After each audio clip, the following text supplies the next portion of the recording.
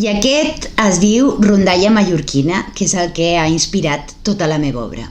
Era tan alt que arreglava els cables de telèfon enfilats sobre una cadira i els dos cossos com brillaven, tot el quarto prenia lluentor.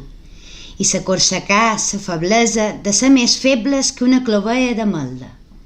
I els hi varen créixer més i més ulls oberts com platets perdits. I mig a les fosques com estaven, ella li responia tan bé com podia. I ell preguntava, rus de veies, més encara, on podria destriar un gri o una pedra a l'alba amable. I heu de pensar i creure i pensar que després d'enfonsar-se dins ella, ell va trobar sa manera de tornar a surar, per damunt de llençols, i escoltar-la, a sota'm, ben escoltada.